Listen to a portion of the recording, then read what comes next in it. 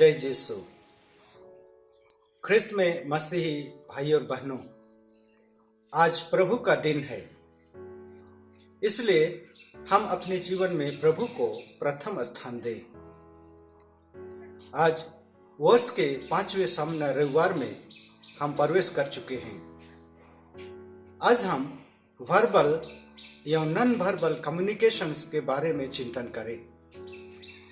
हिंदी अनुवाद में इसे मौखिक या गैर मौखिक प्रचार या संचार कहते हैं। गैर मौखिक प्रचार से हम अपने जीवन शैली से ही सुसमाचार के प्रचारक बनते हैं। मौखिक प्रचार से हम अपने विचारों को पुकार पुकार कर लोगों को बतलाते हैं। हम इस बिंदु पर गहराई से चिंतन करें। कहा जाता है, गैर मौखिक प्रचार भी वास्तविक साबित होते हैं। मौखिक प्रचार के उदाहरण कुरिन्थियों के नाम संत पौलुस के पहले पत्र अध्याय 9 पद संख्या 16 में हम पाते हैं।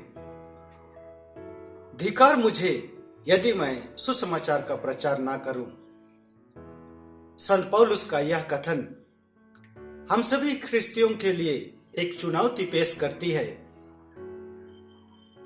यदि हमने ईश्वर का वचन सुना है, उस पर विश्वास किया है, उसे हम अपने जीवन में अंगीभूत किया है, तब हमारा परम कर्तव्य बनता है कि हम सुसमाचार के अच्छे प्रचारक बने।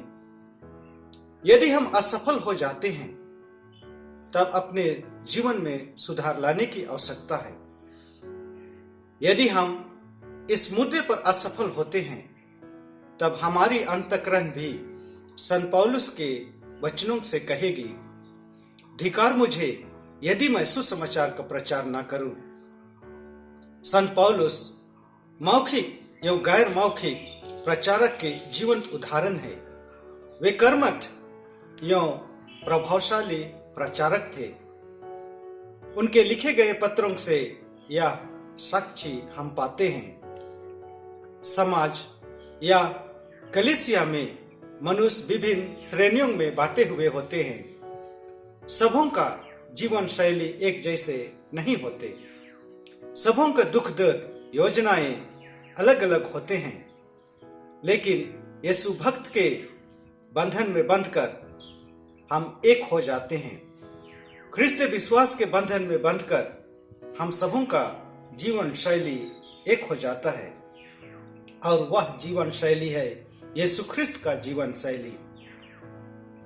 इसलिए हम सभी विश्वासियों को यीशु ख्रिस्त का जीवन शैली हमारे जीवन के प्रत्येक क्षण हर पल साफ साफ झलकती रहे।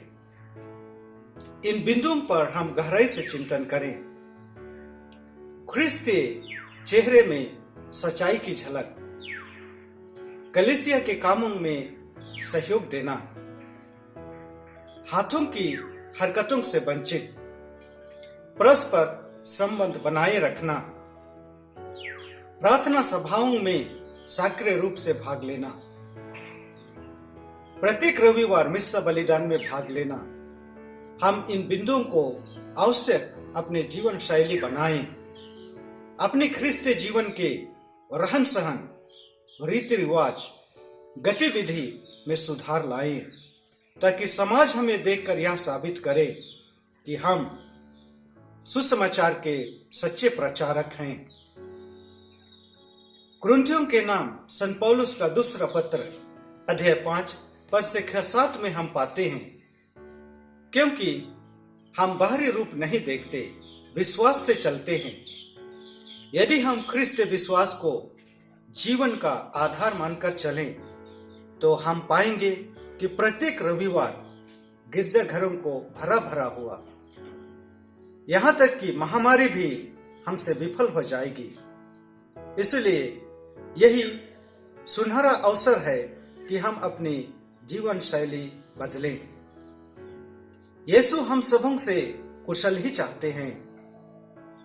यीशु हमारे लिए अच्छे अच्छे योजनाएं बनाते हैं, लेकिन हम अपनी दुर्व्यवहार, ढिठाई पाप से, इन यीशु के वरदानों से वंचित रह जाते हैं। हमें अपने जीवन शैली सुधारने की अति आवश्यक है। तभी हम देखेंगे कि कलीसिया में हरियाली फिर से लौट आएगी। आज के सुसमाचार में हम पाते हैं यीशु रोगियों, पीड़ितों को चंगा करते हैं, अबदूतों को निकालते हैं।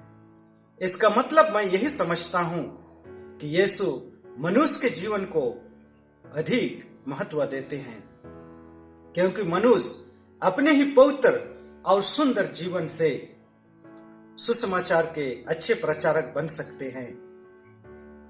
संत यूहन्ना के सुसमाचार अध्याय 10 पद संख्या 10 में हम पाते हैं, चोर चोरी करने, हत्या और विनाश करने के लिए ही आते हैं। मैं इसलिए आया हूं कि लोग भरपूर जीवन प्राप्त करें।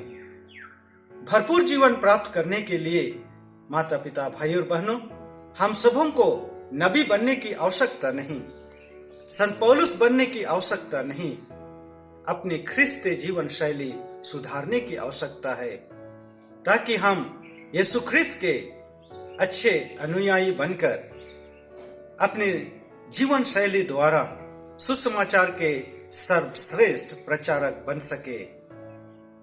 हम प्रभु से इस आशीष और कृपा के लिए प्रार्थना करें। सबों को जय यीशु।